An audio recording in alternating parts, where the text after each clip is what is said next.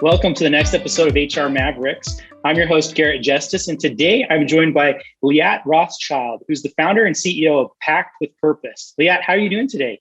I'm great. So nice to see you, Garrett. Thanks for having me. It's great to have you on here today. Are you surviving in cold Chicago weather? It is a sunny day, so I feel like if we've got sun in the winter, that's like thriving, surviving. We're way past that. Awesome. Love it. That means spring is around the corner, I think, right? In a little bit. In a little bit. It always is longer than we'd like, right? So, yeah. Well, I'm excited to have you on the show today and really excited to dive into our topic. But before we do, give our listeners a little bit more context on your career background and also what your company Packed with Purpose does. Sure. So I'm the founder and CEO of Packed with Purpose. We are a corporate gifting company with a social mission. So we provide exceptional gifts that also do good. And we help our clients send those gifts to their employees, to their clients, to their board members, whoever their recipients might be. And a little bit on my background, my journey has really been a dance between the world of social impact and business. A few stops along the way to really illustrate that. I was a Peace Corps volunteer in Paraguay many moons ago. I ended up going to business school. And then right before I started Packed with Purpose, I was advising chief sustainability officers and marketing executives on how they could take this pot of money called their corporate social responsibility dollars to do good for society, but also to have a financial return on the business. I love it. That's awesome. There's lots of gifting companies out there, at least that I've heard of. You work in marketing. It's something that comes a lot, or sales, right? But I love that you have kind of this social good aspect of what you do. And that feels like something unique to me. That's not anything I've heard of. So excited to kind of talk about this subject of creating a culture centered on that purpose, because purpose is obviously key to everything that you've done in your career. As you just explained it, it's key to what your mission is at your company and what your business does.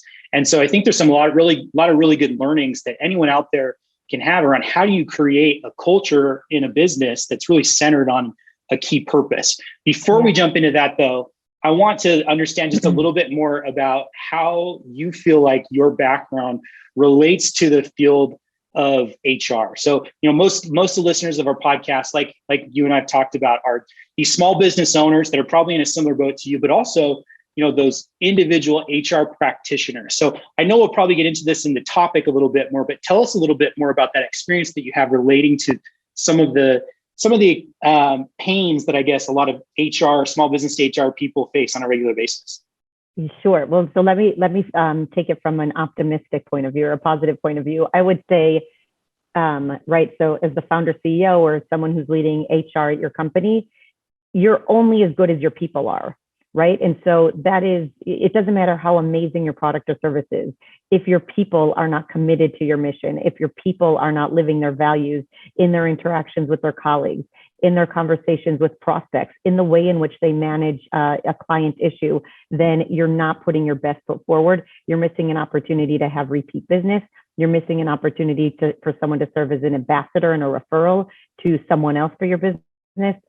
So really, I think of it as like everything starts internally, right? Like everything then radiates outward. So you have to focus in on HR because your people are everything. Yeah, I love it. I think that's so true.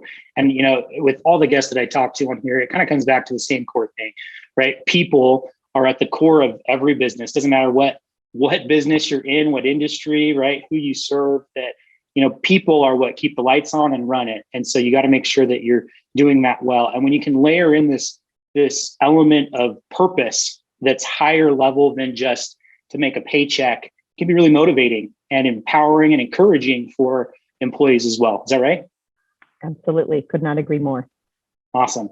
So I want to dive into this topic a little bit more around this culture centered on purpose. I know that's, again, something key to your business. So tell us a little bit more about that. How has your company Packed with Purpose built culture and nurtured employees through purpose and wellness and engagement that you're focused on there?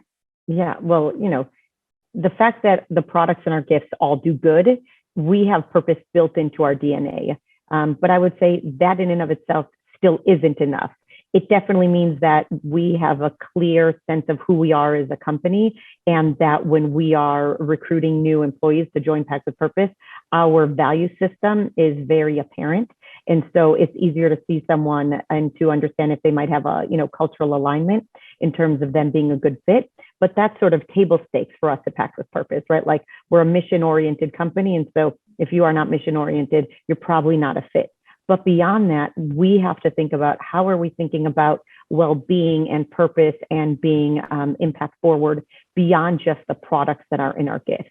And so that has to do with a whole host of things, from big things in terms of, what benefits are we offering our team members, to maybe little things, but that still might have larger ramifications of, like, how do our employees want, what is the preferred communication method that each employee has? How can team members and managers know that and then work with that so that that individual can have the most productive day, but also feel good about their work and be the best contributor? Because we're a remote company. And so, like many other companies, there's this added layer of complexity. And so those nuances really come into play, not just in terms of your employee happiness, which maybe some would say that's a lighter metric, but really it's a very important one. But if that one doesn't convince you, then productivity is definitely one that you can see a direct tie to business results. Yeah, no, I think you're absolutely right. And I think this is all really good. I want to take it I want to go one layer deeper here now, because I think that we talked about this, you and I, at a fairly theoretical level that I think most people it resonates with them. I want to talk just more specifically about your company and your experience there. So you're a company that inherently the products that your customers purchase have a social good or some sort of good that they do as well. Is that right? Give us an example of that. Yes. Yeah. Thanks for asking. Okay. So here's a few examples. We source this delicious granola from an amazing impact partner. That's the affectionate term we call our suppliers, that has a workforce development program for women in need of a second chance. It could be women who are survivors of domestic violence. It could be women that were living on the streets, women that have, for various reasons, barriers to employment. And so through a 12-week workforce development program, they get paid to learn skills, to get their certificate so that they can then find a job. So that's one example. Another would be a wood-bound journal created by an amazing impact partner, where they are on a mission to reforest the planet. So all of the, for every product that is purchased, they are planting a tree. So those are two different examples. One has an environmental impact, another one has a workforce development or people impact. And really what we see is that there's incredible power in stories, and there's so many different products and services out there. And we want to tell these impact forward stories, because that's what makes a gift compelling and memorable. Yeah, I think that makes total sense. And so how would you describe that overarching mission then for your company specifically? Yeah, so we're really on a mission to change the way companies and people give, and to make it easy to do good with every gift. Yeah, and I can see how receiving a gift like that can be even more meaningful than just the gift itself. It's even more meaningful than just the really good granola, right? Or the spiral bound notebook, when you know that there's this story and this other good that's happening behind it, right? Absolutely. And bringing it full circle to the HR point, so any Pact with Purpose or every Pact with Purpose employee knows that they are part of doing good, whether they're helping control inventory, whether they are someone that is thinking about marketing and lead generation, or whether there's someone that is, focused on accounts payable. But still, in your day-to-day work, you sometimes can lose sight of the mission because you're dealing with things that are complex. And so one of the things that we did was we said, how can we bring the mission forward on a more frequent basis? Because this is part of why people chose to work at Pact with Purpose. And so what we have is something called Purveyor Spotlight, where the individual on our team that really has a close relationship with our impact partners, we have a call every 2 weeks with one of our impact partners. And it's an intimate conversation where we might have the founder of a social enterprise, the one example that I gave, and maybe one of the beneficiaries of the program, really talk about how that impact partner is doing good and some of their complexities and their challenges. It's an opportunity for every team member at Pact with Purpose to get closer to our mission and to feel like they're living those values, which is why they came to Pact with Purpose in the first place. Yeah, I love that. And I'm wondering if you could tell us just a little bit more about specifically how that mission and understanding that mission has helped you attract and retain employees that you have right now? Sure. I mean, I can give you one specific example. Sure. So we're actively recruiting for a few positions. We have 3 screener questions. One of those screener questions is, why do you want to work at Packed with Purpose? Let me tell you, it is very easy to weed out 98% of the applicants because their response has nothing to do with mission. And so saying, I want to work for a woman-owned business, or I like working with startups, or I like working with innovative companies, that is all just a canned answer. If someone does not specifically say they want to work at Packed with Purpose because they want to use their, their skills to do good, or they want to marry profit with purpose, I know, and everyone on our team knows, they don't actually know who we are, or they don't care, or they don't care enough, and they're not going to be the next colleague that we want to bring in. Yeah, I think that makes total sense. So I want to push back and play devil's advocate just a little bit on this, because I know a lot of our listeners work for small local businesses. It might be the local restaurant, or it might be an HVAC company, or whatever it is. So how do you interject purpose with meaning into your culture if you already have an existing business where it's not inherently part of why you started the business, right? Like, I know your business model, it's inherently built into your business model. I think it makes total sense. What about those other companies where it's not? How should they apply some of the things we're talking about? Yeah, great question. So I think there's 2 ways to think about it. And neither one is right, and I wouldn't do just one. So you can approach it from top down, right? The founders or the leadership team, they might think of, you can call it a cause, or you can call it a mission. You could call it different organizations, depending on the type of company. If they're hyper local, maybe there's an important organization, a food pantry, or there's a local movement that's really important in terms of, environmental conservation, whatever it might be. Again, it depends on the size of your company, the size of your workforce, where you are, but it could be that it's top down. That in and of itself, I wouldn't say is the only solution, but it could be bottom up, or you've got a workforce. And, maybe there's just a handful of people that are vocal and they're passionate about doing good, but start there. And I'd say the best combination is is something that basically combines the 2 of them. So both understanding, what is leadership passionate about? What are the resources they're willing to dedicate, right? Like, maybe it's a check, maybe it is a matching program, maybe it is volunteer days, maybe it's taking the time to have a guest speaker and to educate your team about a local issue or a topic that's important to your business. And so not only are you educating and you're building awareness, but you're also, bringing your employee base close to whatever topic might be important to your stakeholders, to your clients, to your suppliers, to various partners. And so I think that makes you a smarter professional. I think it makes you a more dedicated professional, and hopefully also makes your relationships with your colleagues stickier and deeper. Yeah, I think that makes sense. So if I'm hearing you right, what you're saying is, if you're a business leader, a small business, or maybe an HR leader, and you want to strengthen culture, one of the best ways to do that is to get together and to identify, what are we passionate about as a company? What do we care about? And listen to employees. And maybe you already have some causes that you're giving to or that you're supporting naturally, and then make that happen, right? On maybe even a more formal basis, and help people understand what you're doing and why, and give people opportunities to contribute. Is that right? Absolutely. And sometimes it's taking something that is being done informally and making it a bit more formal, right? Or putting some more structure on it so that more people can get involved, so that you're upping the ante in terms of the contribution, but then also the positive outcome. And sometimes it's just a matter of asking those questions to your team, because, you as the CEO or you as the head of HR, you're not the only person that should be passionate and care about this. In order for this to actually be meaningful, and for it to contribute to making a culture that is filled with purpose and that retains employees and keeps them happy and motivated, it's got to be more than just one person. Yeah, that makes sense. So what about the CEOs or those solo HR people that are hearing this and saying, man, I wish I had the time to do that, but there's so many other things. Like, what results have you seen, or have you seen in the past when you worked with other companies, kind of from implementing a program like this that's more formalized? What are the business impacts from doing something like this?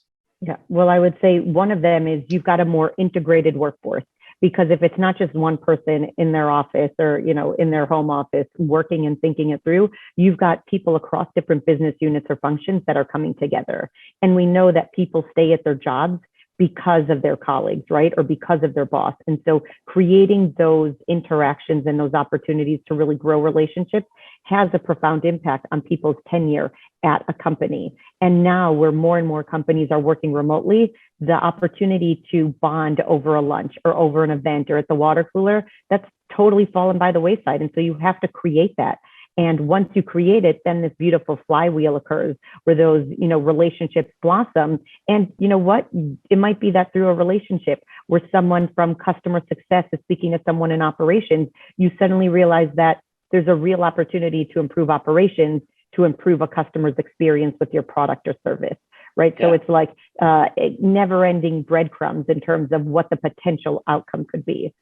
Yeah, I love it. How do you prevent an initiative like this from becoming just a one-off splash in a bucket? We're going to go do this service activity versus something that's ongoing and really contributes to culture long-term? Great question. The first thing I would say is it's not one person. So whatever the initial idea is, you want more people involved. The second thing is create the opportunity or the event or, whatever the program might be in a way that is achievable, but that also is the start of something larger. If it's something so massive, it might have wiped away all resources and people feel spent such that they can't imagine doing something again until a year later. And one might argue, well, you're not actually having the impact that you intended in terms of bringing your employees together on a more periodic basis. But I would really say, think about what you want to do, create some kind of roadmap, and also knowing that you can create micro steps, right? Like if you have big ideas, but it's not going to be achieved in 2 years, break it down, and that will help you gain the confidence and the resources and the know-how to then implement larger programs or initiatives. Yeah, I love it. I think that makes sense. So I wanted to bring this home. I really am hoping you could talk to us a little bit more about your experience there at Packed with Purpose. I mean, we talked about, the good that is inherently built into your business model. Maybe you can give us another example of something you've done internally there to kind of bring employees together. And what were some of the successes and challenges that you learned along the way from something like that? Sure. Okay. So here's another example. So we're a gifting company with, focused on social impact. So a term that lots of people use is minority owned, right? So we had a lot of clients that came to us for our gifts and they would say, I'm looking to buy a minority owned gift, or I'm looking to support, Black entrepreneurs. And in our own research and our own reflection, especially from a marketing point of view, we started to read and be curious about the use of this term. Is this the right term? Is this a term that might have been provided by an outside group? And so we started having, scrappy focus group conversations with our impact partners who identified as Black, as BIPOC, as Hispanic, as Indigenous, to ask them these questions. How do you talk about yourself? What do you think is appropriate? How would you like us or others to refer to you? And sort of married that up with what our clients were asking for.